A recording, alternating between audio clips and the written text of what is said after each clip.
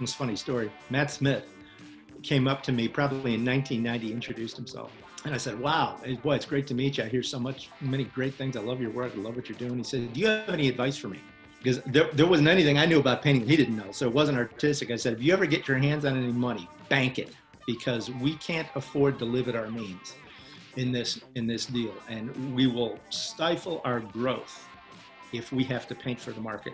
And he said to me about, I don't know, must have been about 5 or 6 years ago, he said, that is the single best piece of advice I ever got. All right, very good. So we were talking about puppies and dogs, and you went with a puppy and not a not a older dog. We love shepherd crosses, and we have about a 4-foot fence, and every dog that I saw at the pound looked very athletic and I thought would vault that fence. So I figured I need something little to break him into not leaving. Yeah, I got it. All right. That's actually, I get it. But I will say puppies are hard. They are. They're hilarious. And I've actually had a blast. It's been a little bit trying at times, and we will probably get him an older dog to try to learn from and maybe get some manners. But he's a little bit on the small side at the moment, so he can't quite go horseback with me because we have coyotes and lions and everything around here. So I have to have him put on some weight before I can really start tiring him. Yeah. And do you live on a ranch in Prescott? Do you actually? No, I just live on small acreage.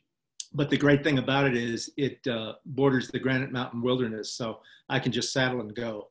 Oh yeah, that's really nice. So where do you keep your horses? Right here. On the property? Yes. So is that how you get your horses so damn well in those paintings, is that you use your own horses as models? Because I have to say, your horses are just, I think when I see your horses, I think of Frank Tinney Johnson, and that's they're good. Well, he was the best ever. I really appreciate that. I'm nowhere close. I struggle with the drawing of horses all the time, but it's kind of funny. When I first started to try to figure out how does a guy get better at this? How does he improve? How does he get to where he really needs to be? And very, very early on in my career, somebody says, well, you leave your camera at home and you get outside and paint outside. So I did that. And I was so fortunate in meeting so many great guys like Matt Smith and Skip Whitcomb and Dan Young and all those fellows who were just great. But it dawned on me after working with them outside a lot that these guys are going out and getting something directly related to what they do. And of course, it was related to what I do too. But it dawned on me, if I'm going to be investing the time to get outside and paint from life, I ought to be doing the horse from life a lot. So Ned Jacob helped me tremendously with that. And so if there's any quality into anything I do with the horses, that encouragement to paint them from life really helped. When I started doing that, they took a qualitative jump, but they're still, I think painting horses is the hardest thing there is. I've painted nudes. Everybody says nudes are the toughest. I don't know that that's true. At least a nude will stay still when you're trying to paint from life. A horse won't do it. So it's a challenge, but it's also fun. And then, you realize that before technology sort of gave everybody a permanent crutch to lean on, this is what artists did. They went out in the field and they painted from life. That's all they did. And that's why they were so stinking good. Mm-hmm. Yeah, it's when I think of your paintings, and I've had a few of your paintings on the resale before, and they've always done really well, actually. They don't come up much either. Then that's a sign, I think, of a really good and respected artist. When paintings don't come up on resale because people won't let them go, yeah, that tells me you've hit the right chord. But one of the things that I've always been struck by your paintings is two things. One, your horses, which I think you nail, and that's a big one for me too. Is when I look at an artist, can they do that, like Maynard Dixon could or Remington? And then the other, and Frank Tenney Johnson's, of course, but the other is your landscapes. Your landscapes are as good as anybody out there. And Well, yeah, there's no doubt you worked a lot on that. And tell me a little bit about that. We're going to go back and talk a little bit about your early life, but I would like to hear about those landscapes because I love your landscapes. well, thanks. They come a lot easier, more naturally to me than the figure does. I think that when you're interested in paint quality and brush calligraphy and stuff like that, you have a lot more latitude with the landscape than you do with anatomy, of course. Now, there are guys like Munnings and Ned Jacob, I think, too, who had just an incredible way of describing and interpreting in the same line. Dixon certainly had that. And that is something that is just, that's the stars to shoot for. But so I find the figure far more difficult than the landscape. And atmospheric perspective is just sort of my thing. I really dig it. I really like how things drop back in the distance. So that could be part of it too. And I think what you touched on about a little bit earlier, my upbringing and what drew me into this in the first place, I think the beauty of the natural world had an awful lot to do with that, and particularly the geography of the American West. Yeah, where did you grow up? I grew up in Chicago. Yeah. So tell me about that. What did your mom and dad do? Well, my dad was self-employed. He had a small food brokerage business. My mom was a published author, but basically she was a stay-at-home mom. But we always had a real interesting array of characters coming and going through the house. I had 4 siblings. I'm the youngest. And so museums and art and plays and the theater. And actually, my father was a great athlete, so an awful lot of sports.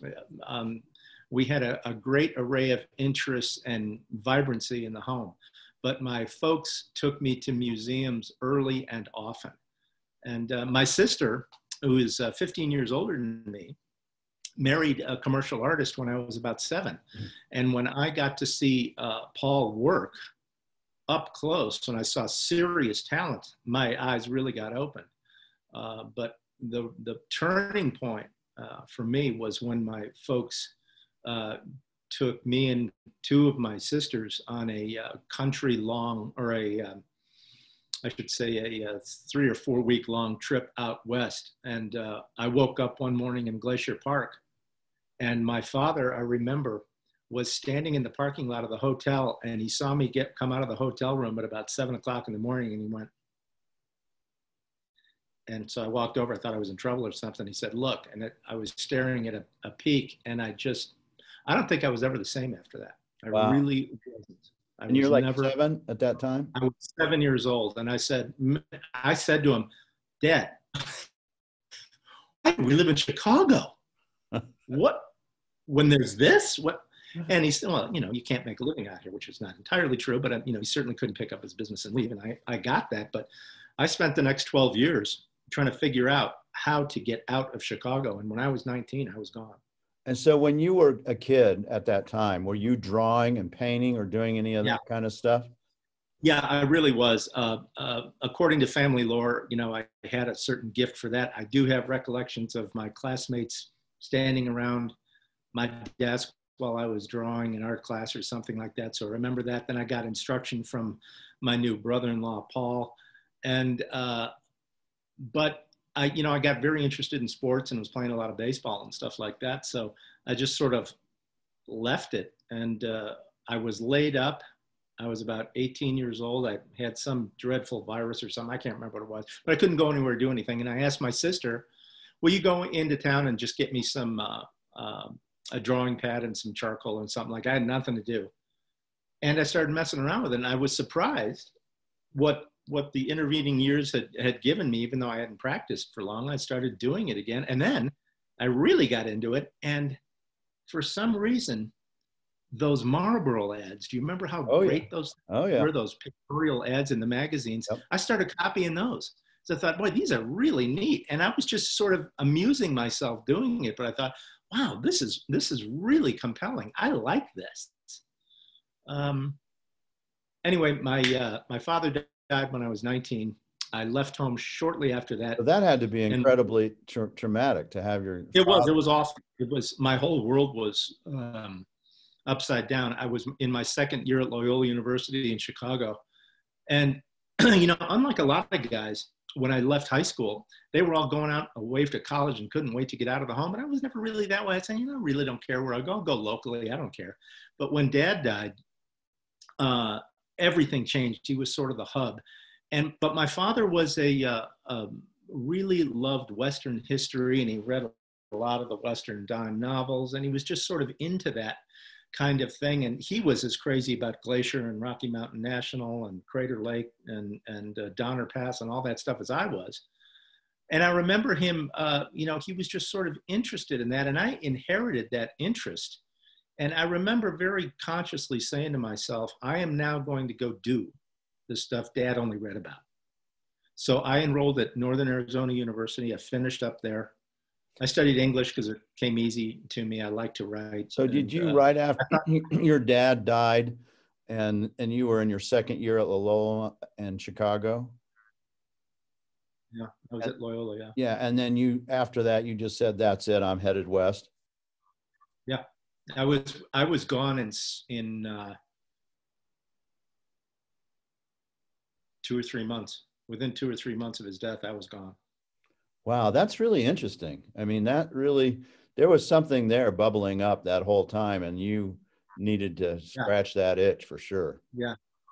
Yeah, I really did. Like I said, from the time I was 7 till I was 19, I was trying to figure out how am I going to do this. And then when there was really nothing holding me anymore, I think I just sort of came to. I remember Andrew Wyeth said that exact same thing when his father died. He said, now I'm not comparing myself to the Wyeths or particularly Andrew Wyeth, but he said when his father died, he sort of came to. And I did a little bit of that same thing. I said, you know, this life is gone, and I need to go scratch that itch, as you said. And so I went west, and through a series of circumstances, I started meeting people that were sort of thought it was pretty cool that I could draw like that, and that I was interested in the West. And some guys took me out on ranches, and they're big ranches in every direction in Arizona. And I got on a few of them, and I just thought, yikes, this is the coolest thing. If this can be done, and I don't know if it can be done, because I didn't know anybody making a living at it at that time. I want to try this. This is extremely compelling, and I was so passionate about it. And then I happened in 1978 to the Phoenix Art Museum, and the Cowboy Artist Show was up, and I went, people do this? I mean, I'm not the only one doing this. And this stuff's extraordinary, because I was nowhere near at that level. And I thought, wow, okay, now I know what I want to do. And so when you were in college, you're at your museum or the North NAU is where you were at, and you were in the Harvard of the West. Yeah, it's a great school actually. And you were an English major at that time. What? And yeah. And was the Vietnam War going on at that time? Oh no, this was 77 to 79. Okay, I just want to get the right. So you're more my age. We missed all that. And so when you did you graduate with an English major? I did. And so what did you do after that graduation? Because there's a big jump kind of from there to the CA. What was in between there?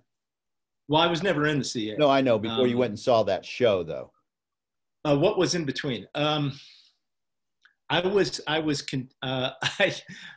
got a job at a radio station, Flagstaff. First of all, I got an English degree because I thought I would go into my father's business in Chicago, that I would scratch the itch for a couple of years in Arizona, that I'd be, you know, I'm intensely practical. My father was practical. And I thought, look, you know, I'm just not going to be a vagabond artist and traipse around the country. That's just not something that I think I can do. I thought I would go into my father's business, try to make some money, and then later make the move. Well, I met an Arizona girl when I was at NAU, Peggy, and Peggy's like 5th generation Arizona, and her family was just wonderful, and she was supportive of what I wanted to do. I went home after graduation and tried the family business for about 6 months. I'd already met Peggy. I already knew I was going to marry her. She was still back in school. I said, look, to my mom and my brother, I can't do this. I'm finished. I'm going to Arizona. I'm going to stay. I don't know how it's going to work out, but I went back, bus tables, got a job at a radio station selling advertising time. I used to come into the sales meetings with aspen leaves on my back, because when I was out supposed to make sales calls, I was up in the mountains drawing or dreaming, you know, it was just,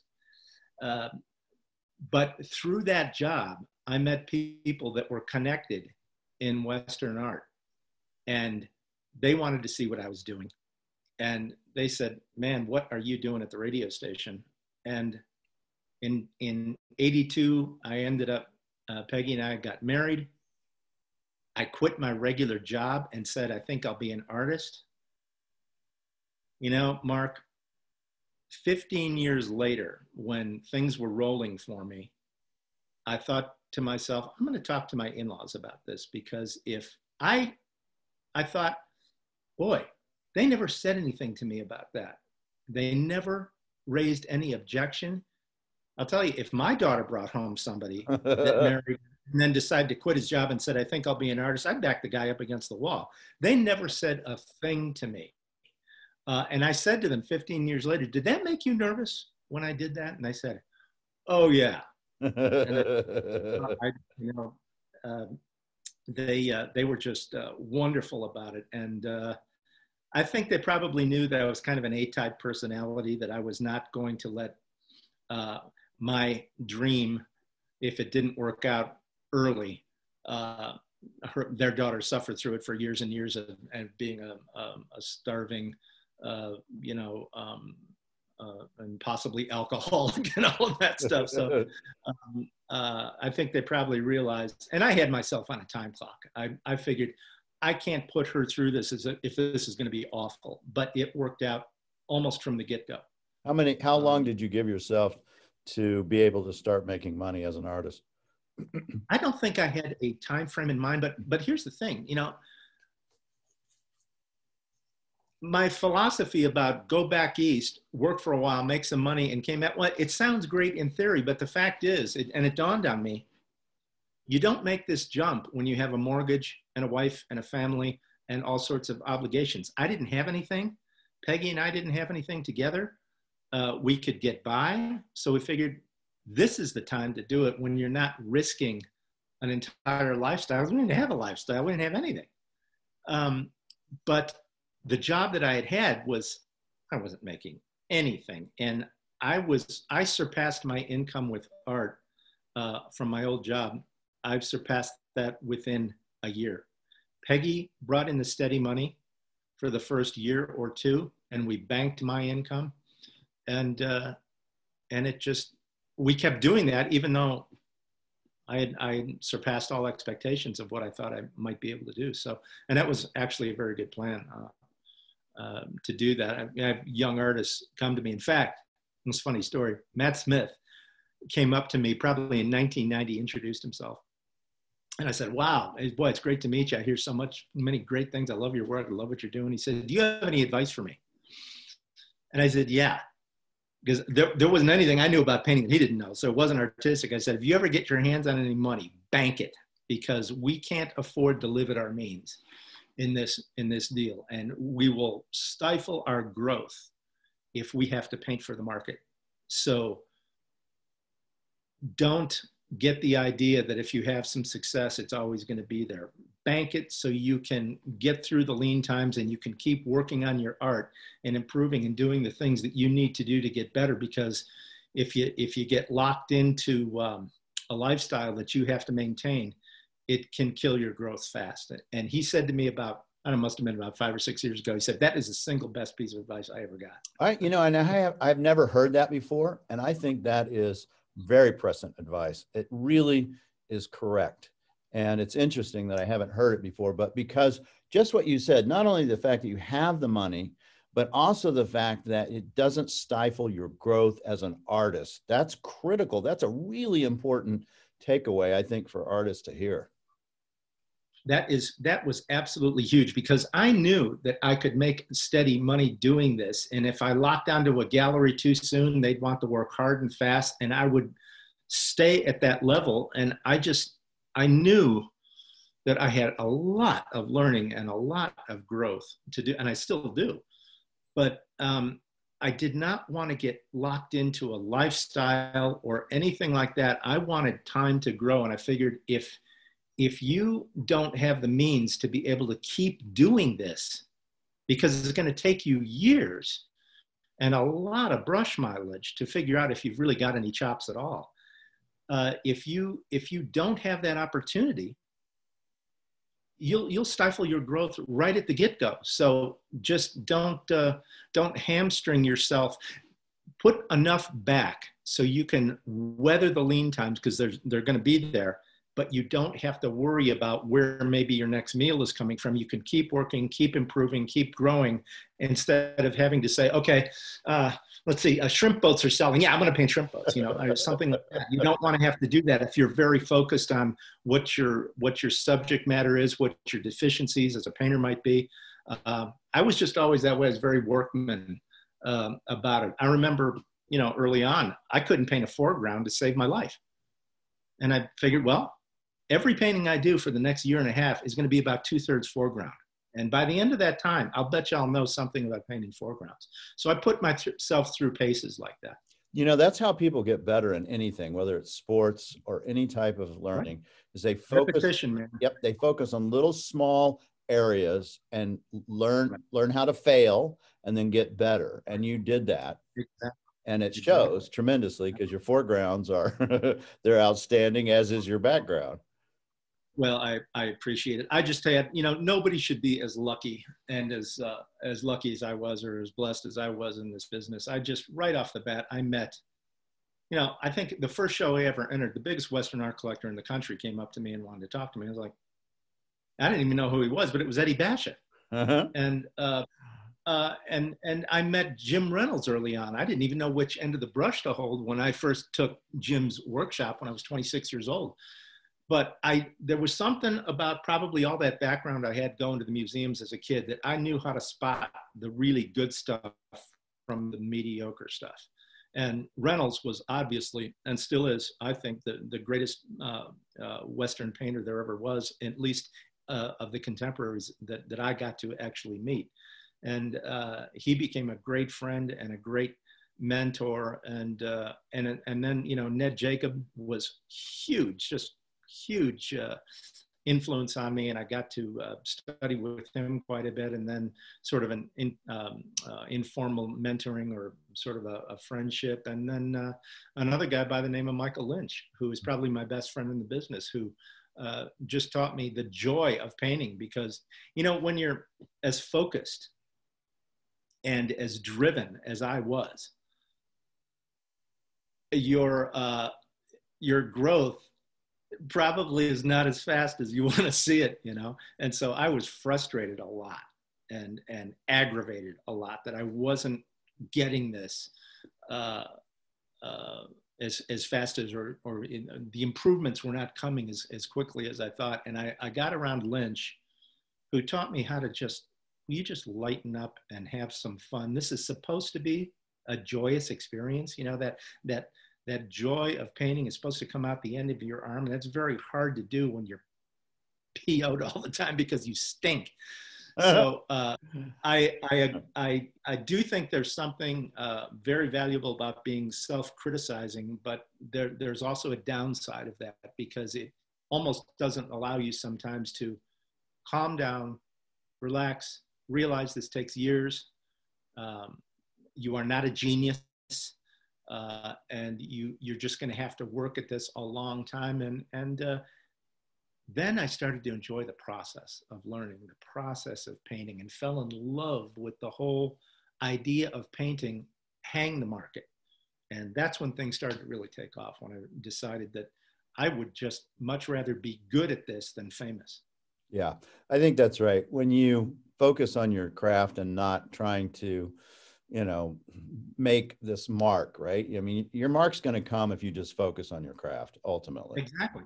And Exactly. I think it's hard. I think it's hard for young people. They want to be famous, and with all the social media and Instagram, they want all the followers, the likes, and all the kind of stuff that goes with it. And you got to put in the time. You got to put in the 10,000 hours. I think that's definitely true. And it should be fun for you to do that. You Mm-hmm. should enjoy that part of it, because if you're using that study time and that learning time as a grind and a drag, you may be in the wrong line of work, because this is something that you should enjoy the process of, and really have a deep reverence for the greatness that's gone before you. The easiest way to get rid of an ego in this business is to crack an art book and go look at a bunch of Emil Carlsons or Maynard Dixons or Frank Kenny Johnsons or Soroyas, and you'll get over yourself pretty fast. I think that's exactly right. So how did Eddie, I knew Eddie pretty well, and I sold him a lot of art over the years, and he was very important to our business and as a collector. How did he affect you for your career, for Eddie Basham? Well, he sort of gave me instant credibility, because I've always been the kind of person that sort of thought, well, you're never as good as you think you are. And I had that sort of attitude in spades. But when somebody like Eddie saw something in me and then started introducing me to his friends and things like that, I thought, well, maybe I'm not quite the jerk I thought I was. I don't know, but maybe he's seeing something I'm not. But I think it was just hugely important to me. And then, of course, I got to go over to his house and see his collection and all of the great paintings that he had. And it was just sort of that networking inside that sort of high-powered Western art world that that allowed me in for some reason. That was really great validation. I tried very hard at the time not to take it too seriously, because I knew that I had so much growth to do, and that's why I didn't hang with the collectors nearly as much as I did with the artists, particularly, like I said, Jim Reynolds and Ned Jacob early on, and then a little bit later on. Actually, it was Mike Lynch that introduced me to Ned Jacob, because they were very close. But yeah, he's an interesting guy, Ned Jacobs. He keeps coming up in all my podcasts of an influential, important, and he was a great. That's good. He's really That's good. good, right? And he keeps coming up and coming up and coming up. Ned was somebody who came up the hard way, just as a kid, jerking a pack string up in Glacier Park when he was in his 15s and 16 years old and stuff like that. And then was living on the Blackfeet Reservation, drawing those fellows from life that were living up that way near Browning. And then when he got down to Taos and got under the wing of Bettina Steinke, who really mentored him in drawing, and then he just rocketed, because his drawings were just so stunning. And so, like I said, I never saw really anybody who could interpret and describe in the same line. It was just, things are just astounding. And he was a great painter and very, very articulate guy, very, very smart guy. So you could get around him. And even when we talk on the phone now or something like that, we'll start talking about things Western. And when I'm done talking to Ned, I can't wait to get to my brushes. He's so inspiring and thrilling, and it just pumps you full of the memories of why you got into this in the first place, Do you that passion? Yeah, he definitely has it, and I hear it from all these artists that worked with him and how important he was in his career. And it sounds like you've been fortunate enough to work with some of the best, Jim Reynolds and Jacobs. And my question is, do you think part of that drive and that feeling like I've got to be better than everyone, in the sense of how I've got to work harder than everyone, is because your art training was more self-taught and through tutorial versus going to some art school? That could be a great deal of it, Mark. That's pretty insightful. I never thought of it that way. It probably is, though, because I knew those guys personally, and I knew their hearts. I was deathly afraid of disappointing them by not working hard. I did not want them, and all three of those guys, Ned and Jim, not Mike so much. Mike's a lot more easygoing, but Ned and Jim were kind of taskmasters. Mm-hmm. And very, Jim and Ned could be cantankerous and kind of gruff. And I was a little scared of them. But later on, when I got to really love them personally, I didn't want to disappoint them. I didn't want them to think that the time they poured into me was wasted. And so I always felt like they were over my shoulder, and that I had to prove myself a little bit to be worthy of the time that they gave me. I wonder if losing your father as a young kid too, and these guys that are really mentors to you, had something there as well. That's very possible. I never thought of it that way either. That's a great point. Your mom and dad think everything you do is great. Right. And so there was never any shortage of validation in my home. But when you would put something in front of those two guys, Ned or Mike too, or Jim Reynolds, that you were really proud of, or at least thought, this is a step up for me, and they would tear into it. You'll only let that happen once before you realize, I got to get my mind right about this. These guys are at the top of their game. They know what good stuff is. They were never, ever unkind or anything like that, but you weren't going to impress them with anything a 20-something-year-old kid was doing. So I got over the fact of trying to impress the teacher early, and I just tried to listen and absorb. But I loved this so much. I loved painting, and I loved the West, and I loved going to ranches, and I loved all of that to such a degree that whatever shame or whatever tail between my legs I had to put up with the greats in the business was worth it to me, because there was no stone that I wouldn't look under to try and figure out how do I get better at this. And they were never anything but encouraging. But I do remember putting myself on a mental stopwatch, kind of like when I broke off from a regular job, that I would not go back and see Jim Reynolds in his studio with a painting until I had begun to apply what he told me the last time. Because I sometimes have folks come to the studio here, and we'll talk about it, and we'll discuss some things. I said, these are things that I see. And then, they might come back a year later and it's the same stuff, and I'm not particularly jealous of my time that way, where I feel like, all right, you're done. You can't go. I don't do things like that. Anybody's always welcome. But I was very conscious of you talking to Jim Reynolds, the best of the best, and he's letting you sit and bring your drivel before him, and you had better listen. And so I wouldn't go back until I had started to do the things that he had told me the first time, and then he would give me more. And then I would go back and work another 9 months and try to apply those things. And so I was conscious of their time that way.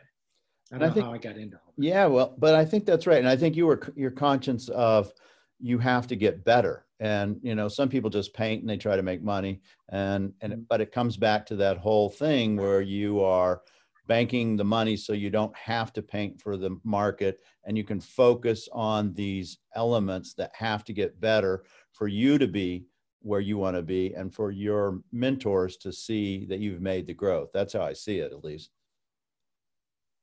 Yeah, I just thought it was important to make sure that they knew I was not taking what they said lightly. Clearly you were not.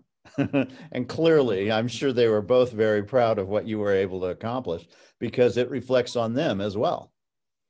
Well, they were just so generous. And then, and of course, I was listening to your podcast with Matt, and struck a chord, something Matt said.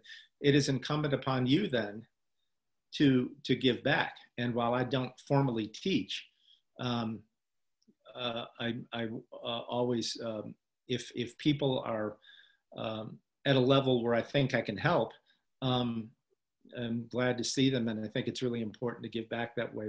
But, you know, Matt is so wonderful at teaching. He's got a gift for that, a real gift. And that is not an easy thing. He knows how to articulate some of the nuts and bolts of this. I've never known how to do that. I remember when I first studied with Jim Reynolds, somebody came up to him and said, what about this situation? What do you do here? And he said, I don't know, why don't you try it?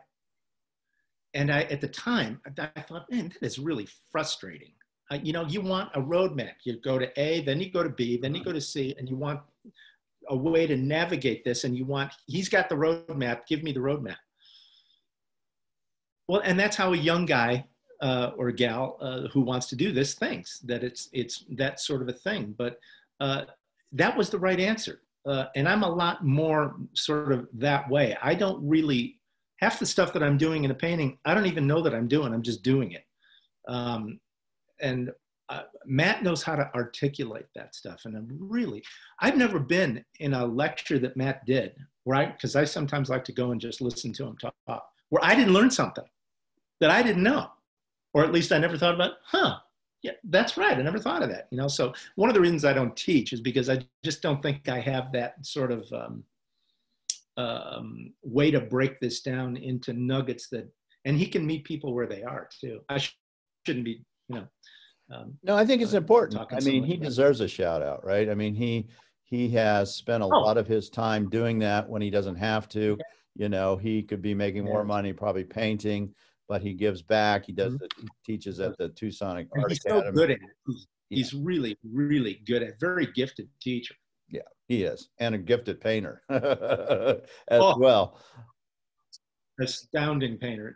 Just great things come off that guy's easel. And I've been standing behind him when we're outside, and you can't tell where the nature picks up and the painting takes up. I mean, they're just seamless. It's unbelievable. Well, you know, and let's talk about your paintings like that, because I do find your landscape paintings to be extraordinary. And one of the reasons I find them to be so compelling is that you are able to bring some kind of emotional component to the imagery. And I'd like to talk about that, because I see it just as a person enjoying it, as a collector, even I see that. Glad to hear that. Good. Yeah. Yeah. I don't have a lot going for me, but I am passionate. So I try to have that come out at the end of the brush.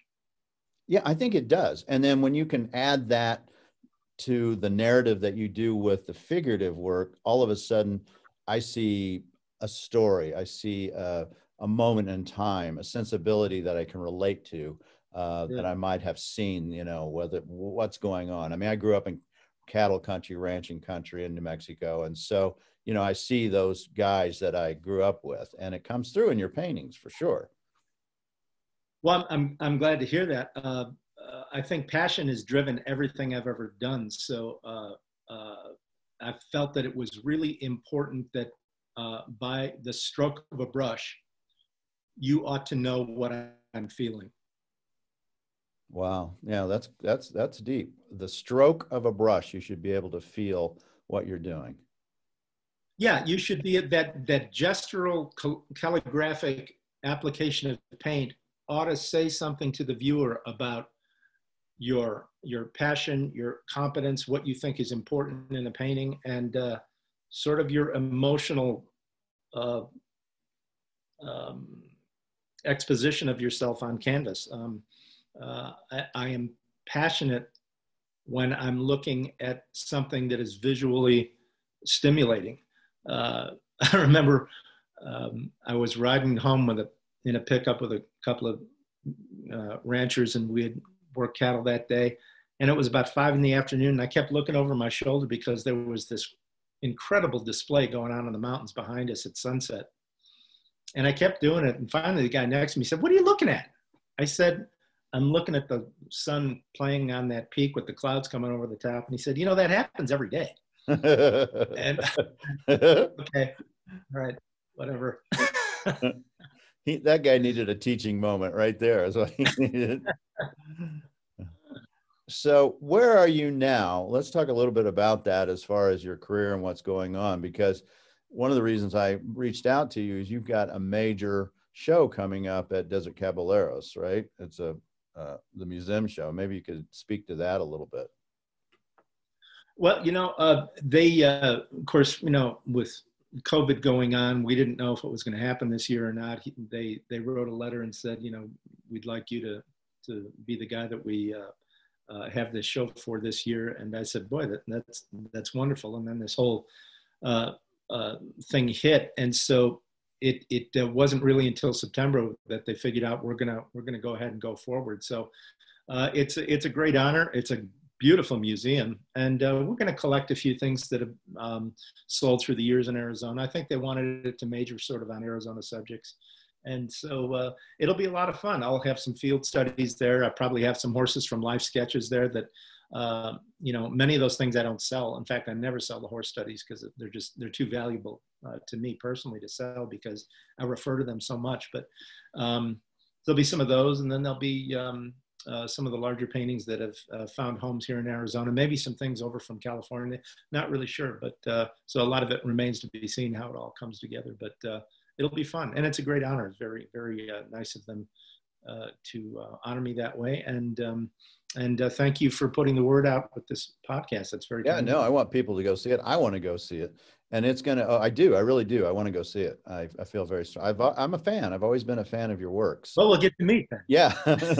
So and the show opens when? Is it mid-December that it opens? I think there is a sort of a soft opening in December 19th, I believe. And then there will be sort of a more formal thing with a dinner sometime in January. And that runs how long? Do you know how long the show will run? No, I don't know how long the show is going to be up. My sense is it'll be up, say, from December to maybe the end of February. Okay. And then this one's going to be mainly Arizona pieces, but you also focus in on other imagery too. Maybe you could talk a little bit about that, some of your mountain scenes and things that you really like to paint.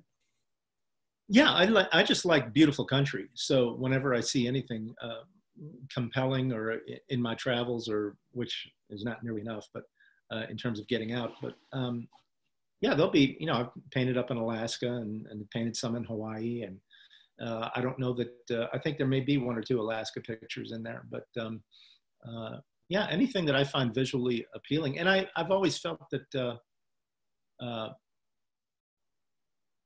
an artist shouldn't be driven purely by subject matter, that the subject matter should be secondary to the quality of the painting. And that if there was a deficiency in Western art, it was maybe that it was so subject driven that and its popularity allowed people to be maybe not so very adequate as painters and be able to still do well because the subject matter was so popular. But I learned early on that that there should be something beyond the subject that is compelling about it. So you would, in other words, I had a guy write me from England email about 10 years ago, and he said, I hate cowboys and I hate horses, but I love what you're doing. And I really appreciated that, because it tells me that there's something beyond the subject matter that he's locking on. So that was great to hear. And do you put those pieces out there, like Hawaii pieces and things like that, in the marketplace? Yeah, sometimes. Yeah, I mean, people will come to the studio and pick up a field study here and there. Or now my daughter just recently got me on Facebook. I know I'm real late to the party. I'm late to almost everything that is technology driven, because I'm just not a huge fan of it. But so I'll post some of those things every now and then. And I'll tell you something, Mark. I find the ocean really, really compelling. I love painting the ocean from life. It is a pure blast. And I wonder if that's because it's hard. I mean, I always use that as one of my parameters in judging quality, is if people could paint waves or rivers or water, because it's a very difficult subject matter. It is, but I feel the same way about horses from life. One of the reasons I dig doing it is because not very many people will do it, because it is so hard, because they're always moving, getting out of position, and things like that. But if you learn to deal with it and just calm down and wait till he strikes it again, and then hit that area that you're working on when he hits that pose again. The ocean the same way, you know, it's rhythmic. So just wait, that will come back. But I think one of the other things that I love about painting the ocean is its pure emotion. You can just, man, load your brush and let fly. It is so fun.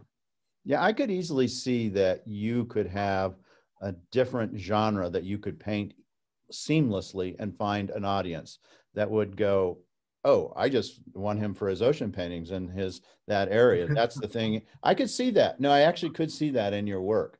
Because, well, I appreciate that. Yeah, I would, and that's what I aim for. I aim to be able to, you know, handle any genre that strikes me. I've made my name in Western paintings, and I really love that. I love how polished chaps look like with the reflecting sun off them, and I love ropes and weather-worn hats and all of that stuff. And there's nothing like a beautiful horse flashing in the sun. To me, it's just fabulous. But a few years ago, I decided, you know, there's ranching all up and down the west coast of the United States, and so I started putting the ocean into some of the westerns, and most of them, they're 2/3 of the painting, with some figures sort of incidental.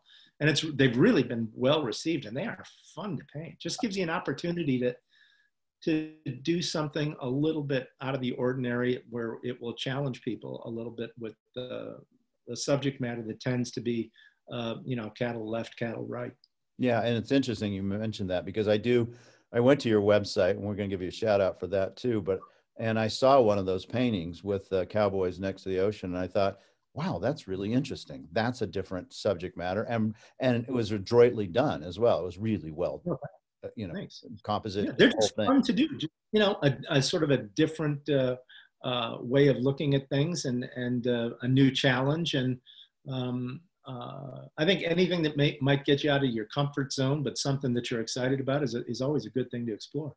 So you have a show coming up at Wickenburg at the Desert Caballeros. What about shows? Do you have any shows coming up? You show at Legacy, I know.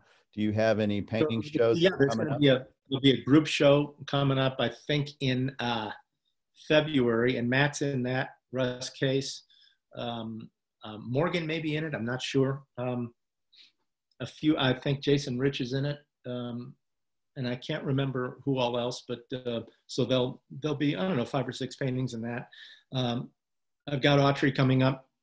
I'm working on that right now, and then it'll be time to start going on Prix de West again. Yeah, and you've won some major awards, both in Prix de West and the Autry too, right? I mean, you just won a major one, right? You won the one just recently, this last Prix de West, correct? Yeah. Yeah. That's nice. I mean, that's a big deal. I mean, you know, that's a validation of your abilities to, as an artist, to me, I think. And, you know, they're sure nice. Of course, you walk through the Prix de West or the Autry show or anything like that, and you always see 8 things you think are better than anything you've ever done. So when you get them, you do get an award or something like that, you kind of do this. Me? What? Did you see what Skip Whitcomb was painting over here? Yeah, it's a very great honor. And yeah, well, you're in the Purchase Award. You got one of the Purchase Awards at the Prix de West, right? So you're there with Jim Reynolds' paintings too, right? Yeah, and that's it's just kind of hard to believe. But yeah, no, it isn't for me. I know it is. You're a humble man, but I mean, it's interesting. I did a podcast with Mark Maggiore, and he told a story about seeing a Jim Reynolds painting changed his life, and he said, "That's what I want to do." And it was that single painting. You're there now as well. You know, it's very possible someone's going to have that same reaction to your painting. That's going to be the next Mark Maggiore, and send them on their own journey. I could see that easily. Well, you know, I can't really speak to that. I just know that when I still look at Jim's work, I look at those things and how beautifully put together they are, how the color and the value and the other thing that always has struck me about great work was how it looked effortless. and it looked like there was no sweat in doing it. And of course, that's really the key to looking at or recognizing a really great artist. And I've made this comparison before. It's like double plays in baseball. If you've ever tried to turn a double play, it ain't easy. But those guys in the pros, they just make it look like it's the easiest thing in the world. And the only reason it looks that way is because they worked and worked and worked and turned tens of thousands of them before they got that fluidity. And when I look at a Reynolds painting, I just see that effortlessness and that beautiful statement in front of you. And of course, his use of color is like nothing I've ever seen. So he was just, he was in a class by himself. Yeah, it seems. I've always loved his paintings, and his name keeps coming up as well as influential. And yours did too. Somebody came up the other day. We were talking about you and what a great painter you were, and they were saying, but when he's out painting plein air, let him paint by himself. You want to address that? You set the record straight there, Bill? Actually, anything they ever said was probably just the tip of the iceberg, because I'm a slob, and I can't really, I've got it all over me. By the time I open up my kit and start going, I got paint all over me all the time. I don't know why.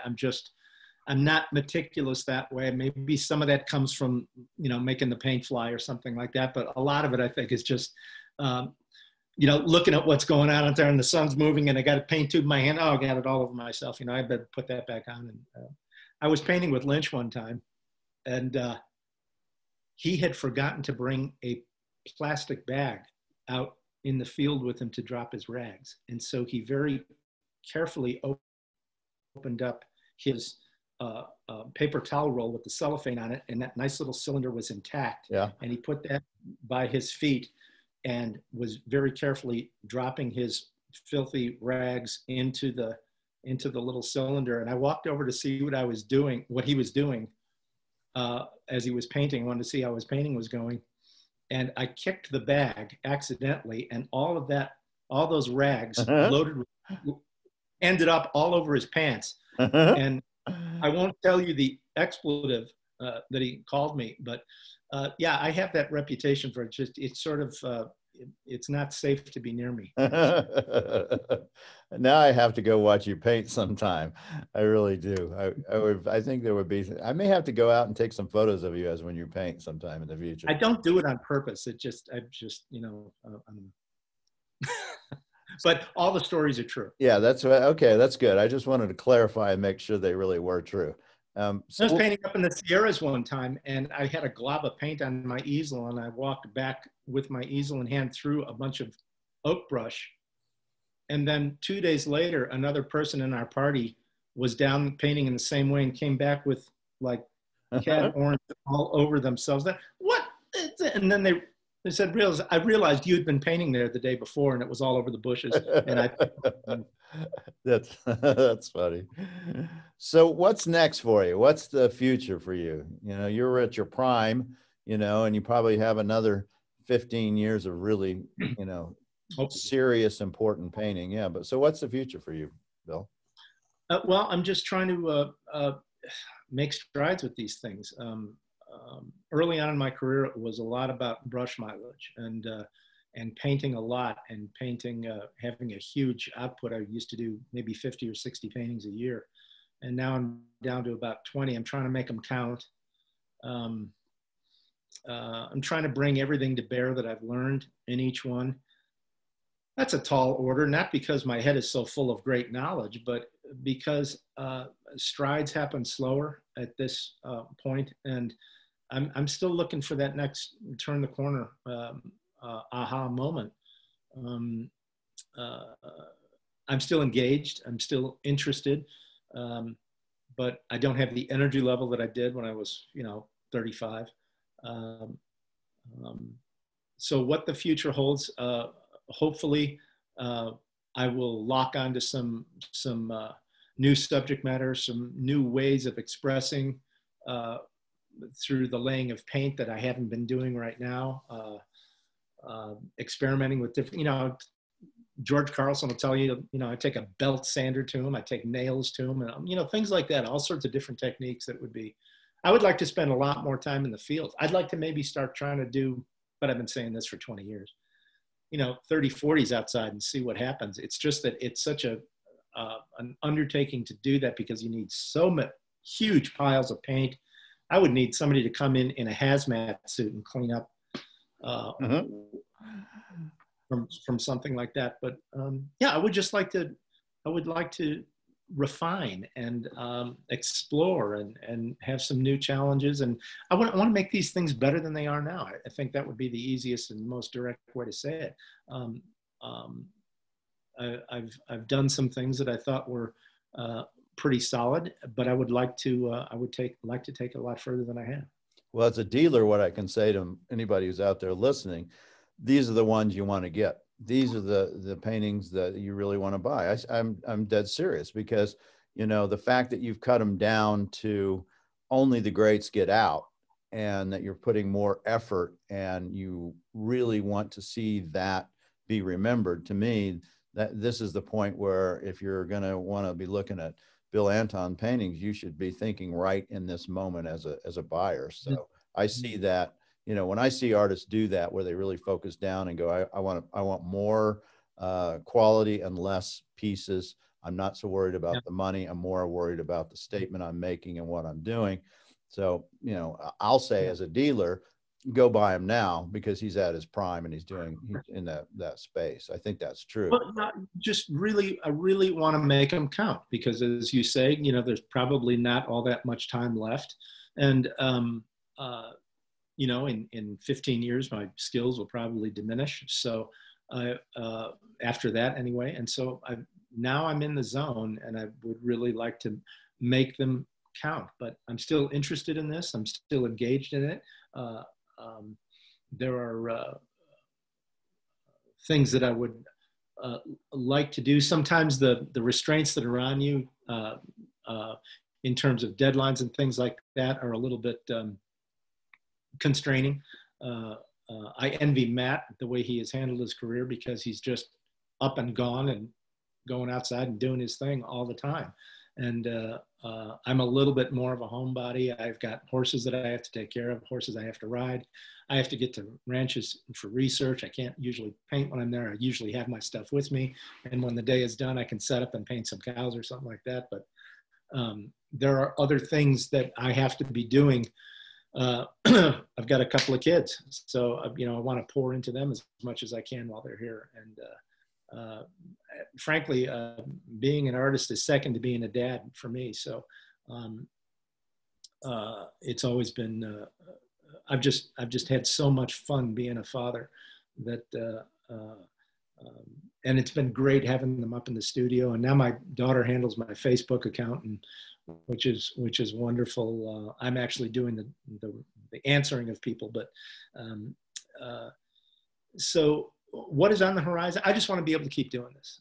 I don't want to have to worry about where the next commission is coming from or something like that. I just want to be able to paint the pictures that I want to paint, and I just want to do them better than I have in the past. That's all.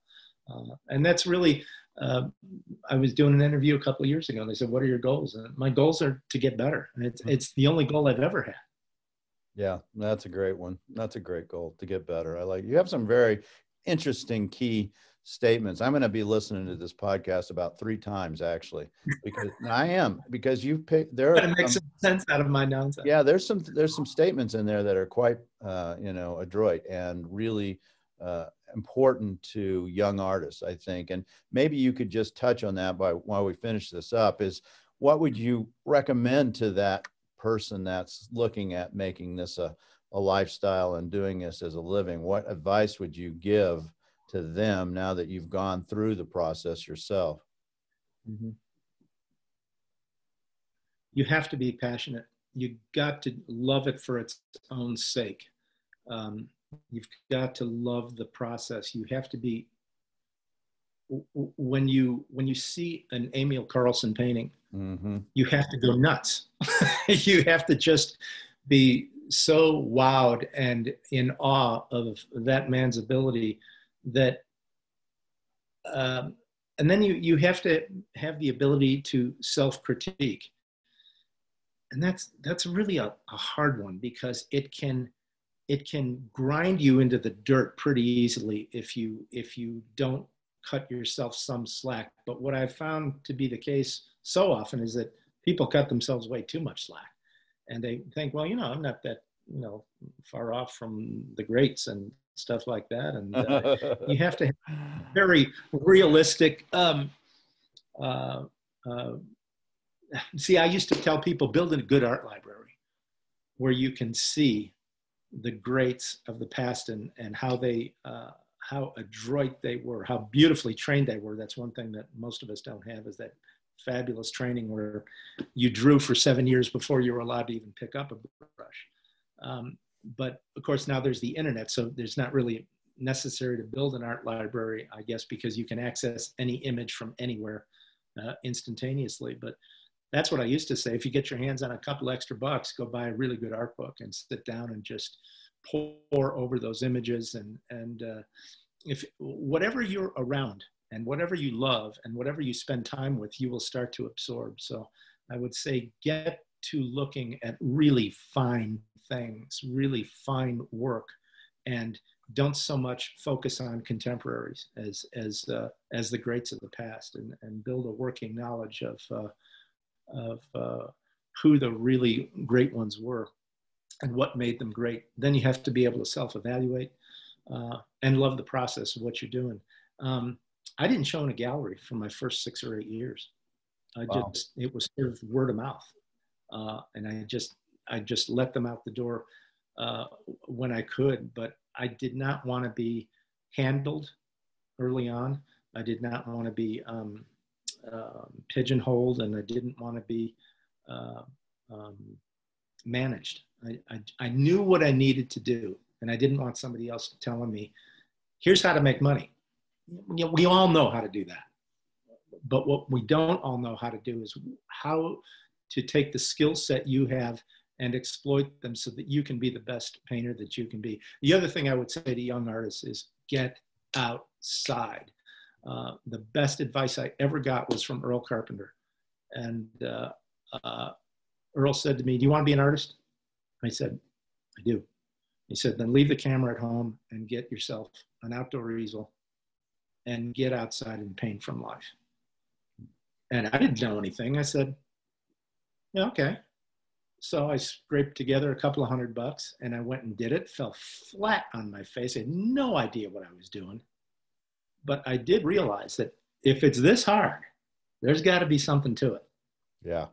Yeah. If you're an Olympic runner, then you go up and train at 7,000 feet. If you want to paint good, solid, believable pictures, you got to get outside and paint from life. And you'll find out whether or not this is for you. My first 1,000 outside were Frisbees. They were just awful. But it taught me, there's a whole lot more to this than I thought. This is not just looking at a nice photograph and rendering it. This is a whole other ballgame. And I was just addicted to it early. I mean, you would have to be addicted to it to have as many failures as I had and kept coming back for more. And then, I would say that, guys will write and say, how do you improve your work? Get outside and do it a lot, and then get some pointed instruction when you've come to a certain point or maybe a roadblock or something like that, and then get out there again and start slugging away. And you'll find out by doing that who's got the passion for this and who doesn't. Yeah. Because I've had other people say, I painted 3 or 4 outside and I don't really get it. And I think it's a waste of time. 3 or 4. You can't help those. Yeah, you just can't help them because they have no idea what it takes. Yeah, when you throw 1,000 away before you get one that you feel qualified, that tells you. I think that's a good takeaway. I'm going to use this podcast actually in the future. I'm going to recommend for artists, especially young artists, you go listen to this guy. And if you can come away and still have the passion and feel like you're ready to go, then, you're on the right track. So, I think just that statement right there, not because it's about me or referring to me or anything, but that statement right there, if you can throw every roadblock in your way and every difficulty, and you still keep coming back for more because you love this and you're interested in it and you want to really get better at it, you're probably going to make something out of it. Now, that doesn't mean everybody's going to be able to paint like Matt Smith or Jim Reynolds or Ned Jacob, but you'll probably be able to get to maybe a level of competency. And then whatever your individual gifts are and how much God-given talent you have after that, and what you will accept out of yourself and what you will not accept out of yourself, all those factors come into play to find out whether or not you're really going to make it into the upper echelon or be able to make a living or whatever, measure of success you have for yourself. But I think if I had known what I was in for, I think I would have done it anyway. If I didn't, because like I said before, nobody should be as lucky as I was. I met all the right people at all the right time. God just opened up doors and I walked through them. I supplied some of the elbow grease. He blessed the results. I really never thought that I had all that much to do with it. I just worked hard, but I worked hard because I loved it. It wasn't work to me. I just loved this. There was nothing more cool than going to a ranch and riding behind 800 head of cows or something like that, and then going home and putting some of that on canvas. Or, oh man, it was. And then to be able to be around great painters like Jim and Ned and Mike Lynch, and then have the fellowship of guys like Skip and Matt and Tim Lawson and these brilliant guys who I'm still stunned they even talk to me. I've still got that sort of that mentality that I'm stunned that I have that kind of relationship with them, where they actually respect me. Sounds weird to say that. Oh, they respect you. I'm so in awe of all of those guys still, because they're so bloody good at what they do. Well, you're a humble man. I can tell that. I really can. And no, it's true. I have reason to be. Yeah. I mean, because I don't see it as luck. I mean, there's probably moments of luck, but it's perseverance, hard work, commitment, not wanting to fail, working on your craft, listening. All those things allowed you, as well as thinking about business in a smart way, not working for 6 years before you got a gallery because you wanted to focus on how your art should be done and shown and represented. Those are all concrete things that you thought about and did and succeeded. So my hat's off for you to be able to do that. I think that's fantastic, really. Well, I appreciate that. And then, of course, there's one more critical thing that I didn't mention, and I should have right at the beginning, was your level of success in doing this is dependent far more on who you marry than what gallery you show in. Boy, pick the right partner, because this is not an easy go, and you're kind of emotionally up and down all over the place as in this profession. You have to pick the right person to spend your life with, because I've known a lot of artists who, staring at their painting, trying to figure out what's wrong with it. And the ex-wife will walk through and say, if you're not doing anything, you can take out the garbage, you're schlub. And so I married the kind of gal who gave me time to develop. And that is just so critical. I was listening a book on tape up in the studio, Harry Truman by David McCullough.